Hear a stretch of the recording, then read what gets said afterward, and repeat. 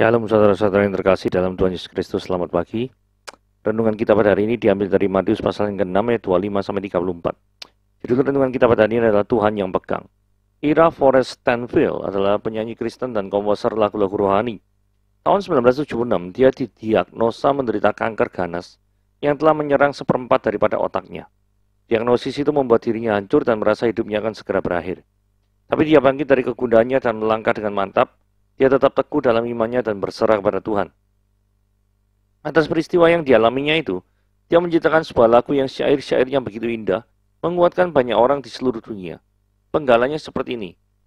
Tak ku tahu kan hari esok, namun langkahku tetap. Bukan surya ku harapkan, karena surya akan lenyap. Oh tiada ku gelisah, akan masa menjelang.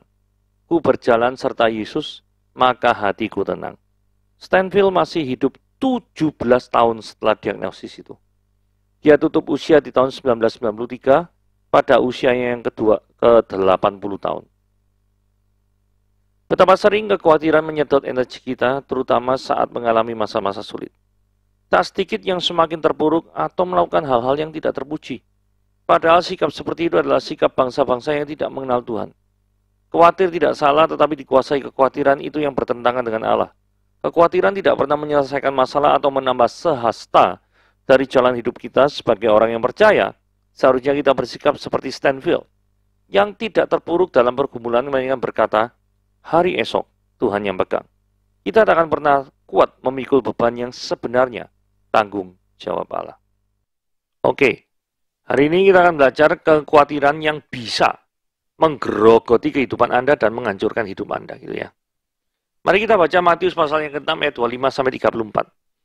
Karena itu aku berkata kepadamu, janganlah kamu khawatir akan hidupmu, akan apa yang hendak kamu makan atau minum, dan janganlah khawatir pula akan tubuhmu, akan apa yang hendak kamu pakai. Bukankah hidup itu lebih penting daripada makanan, dan tubuh itu lebih penting daripada pakaian? Pandanglah burung-burung di langit yang tidak menabur dan yang tidak menuai, dan yang tidak mengumpulkan bekal dalam lumbung, namun diberi makan oleh Bapamu yang di surga. Bukankah kamu jauh melebihi burung-burung itu? Siapakah di antara kamu yang karena kekhawatirannya dapat menambah sehasta saja pada jalan hidupnya? Dan mengapa kamu khawatir akan pakaian? Perhatikanlah bunga bakung di ladang yang tumbuh tanpa pekerja dan meminta. Namun aku berkata kepadamu, Salomo dalam segala kemegahannya pun tidak berpakaian seindah salah satu dari bunga itu. Jadi, jika demikian Allah mendanani rumput di ladang, yang hari ini ada dan besok dibuang ke dalam api, tidaklah dia akan terlebih lagi mendanani kamu, hai kamu orang yang kurang percaya. Sebab itu janganlah kamu khawatir dan berkata, apakah yang akan kami makan? Apakah yang akan kami minum? Apakah yang akan kami pakai? Semuanya itu dicari oleh bangsa-bangsa yang tidak mengenal Allah. Akan tetapi Bapamu yang di surga tahu bahwa mereka memerlukannya semuanya itu. Tetapi carilah dahulu kerajaan Allah dan kebenarannya, maka semuanya itu akan ditambahkan kepadamu. Sebab itu janganlah kamu khawatir akan hari esok, karena hari besok punya kesusahannya sendiri, kesusahan sehari cukuplah untuk sehari. Nah, hubungan Matius pasal yang ke-6 ayat 19-24 dan yang kita bahas sekarang ini yaitu Matius pasal yang ke-6 ayat 25 sampai yang ke-34. Jadi dua bagian ini sebetulnya sama-sama mempersoalkan tentang uang atau hal-hal yang bersifat materi seperti makanan, minuman, dan pakaian. Tetapi mengejar uang lebih banyak dilakukan oleh orang kaya. Sedangkan yang dibahas di Matius pasal 6, 25, 34 ini kan khawatir. Khawatir lebih banyak dilakukan oleh orang miskin. Jadi setan ini memang seorang yang licin sekali. Jadi kalau seseorang itu dia goda supaya mengejar harta duniawi. Terus orang itu nolak. Pasti orang itu mau mengejar harta surgawi. Maka setan datang dan siasat yang lain. Dia berkata pada orang itu, loh, kamu ini ngejar harta duniawi. Kamu ini ngejar harta surgawi. Lalu memangnya besok mau makan apa? Besok mau pakai apa? Dengan kata lain, dia itu menggoda orang itu untuk jadi khawatir. Jadi mau statusnya kaya, mau statusnya jadi pelayan Tuhan, setan itu punya berbagai macam cara untuk menjatuhkan manusia. Nah, ayat 25 dikatakan gini ya. Bukankah hidup itu lebih penting daripada makanan, dan tubuh itu lebih penting daripada pakaian? Jadi memang hidup itu bukan untuk makan ya. Kalau hidup untuk makan, kita tuh cari uang, itu tujuannya makan terus gitu ya. Tapi yang benar adalah makan untuk hidup. Jadi kita makan itu untuk melakukan sesuatu, aktivitas yang memperlebar kerajaan surga. Ya, jadi kalau misalkan hidup itu untuk makan, berarti apapun yang kita kerjakan itu semata-mata itu untuk kepentingan perut. Ini yang repot. Maksudnya adalah lebih baik memikirkan apa yang bisa kita lakukan untuk kerajaan Allah. Betul ya? Daripada memikirkan apa yang aku bisa makan hari ini, atau apa yang aku tidak bisa makan hari ini, atau esok hari. Saudara, kalau misalkan kekhawatiran kita dihantui terus oleh kekhawatiran ini, maka kita akan menjadi tidak efektif bagi kerajaan Allah. Karena pikiran-pikiran kita akan terpecah belah, dan kita tidak akan terkonsentrasi, dan tidak ada orang yang bisa memberikan yang terbaik bagi Tuhan, kalau dirinya nggak bisa konsentrasi. Nah, kembali lagi ke hakikat tubuh ya. Jikalau Tuhan ini memberikan tubuh kita, yang mekanismenya itu membutuhkan makanan, pasti Tuhan itu akan menyediakan makanan untuk kita. Oh, jelas-jelas Tuhan bilang akan melibatkan manusia.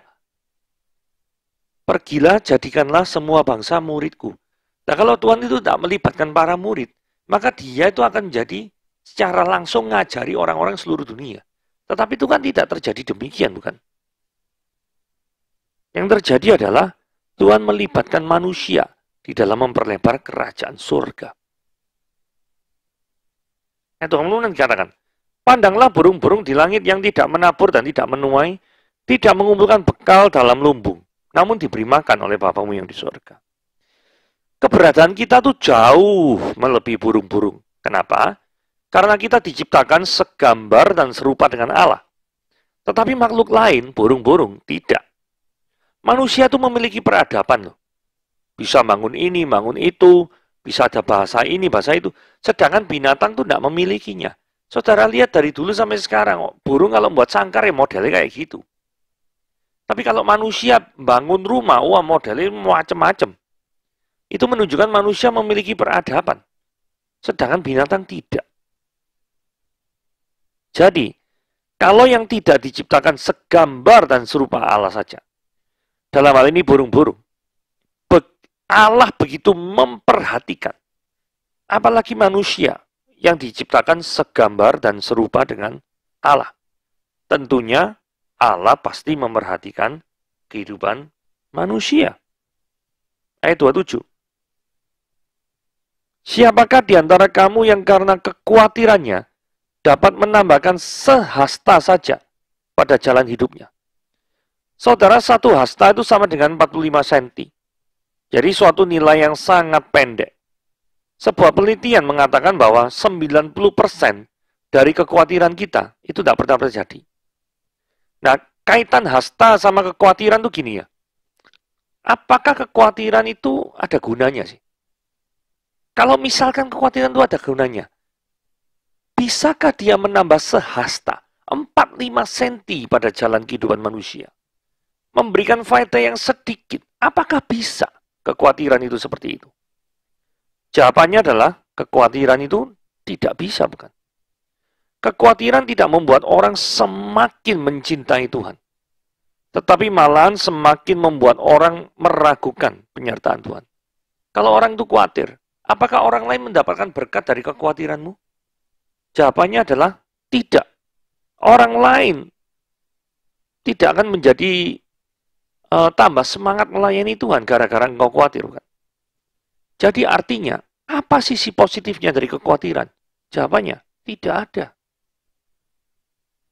Ayat 28. Mata Tuhan itu tidak pernah luput ya. Karena gini ya, kalau tadi bicara masalah burung, itu bicara tentang makanan.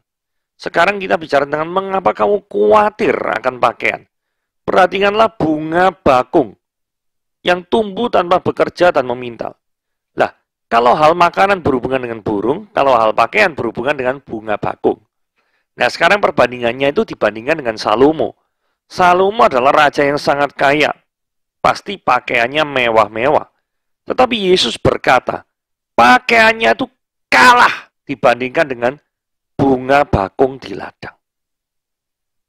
Itu kalah. Sekali lagi, ini bukan ilustrasi yang digunakan untuk mendukung aktivitas malas-malasan. Maksudnya gini ya, bunga bakung tidak tumbuh tanpa bekerja, tanpa meminta tumbuh, ya toh.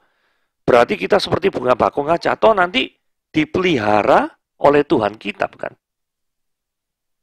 Ilustrasi ini digunakan untuk menunjukkan bahwa jika tubuh kita untuk hidup itu memerlukan makanan dan pakaian, maka semuanya itu tidak luput dari mata ilahi. Itulah sebabnya kenapa judul slide ini adalah mata Tuhan tidak pernah luput.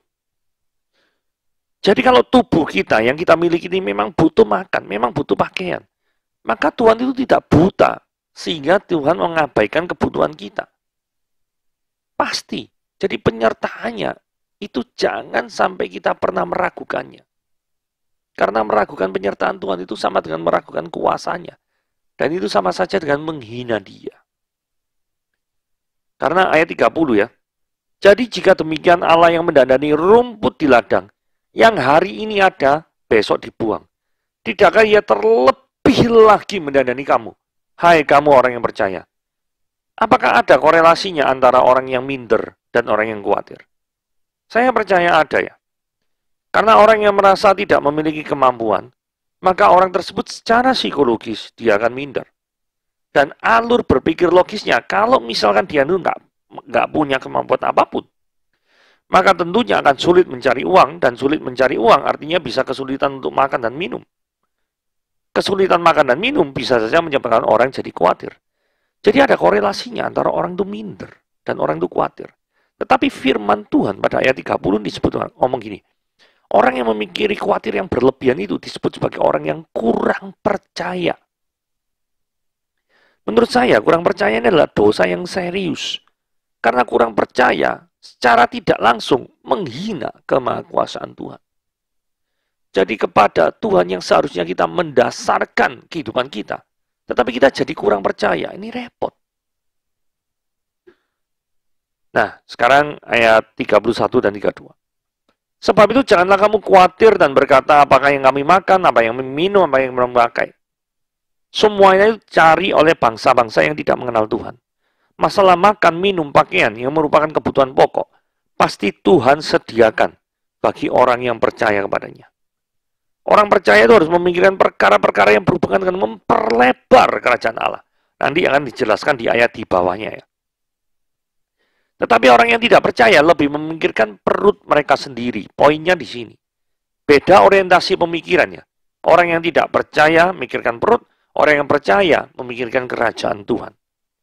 Bagi orang yang tidak percaya, yang kaya ya khususnya ya, maka mereka juga khawatir juga, aneh juga ya. Karena kenapa kok mereka khawatir? Karena apa yang mereka makan, apa yang mereka minum, apa yang mereka pakai, itu untuk menentukan status sosial mereka di mata teman-teman mereka. Ini yang disebut oleh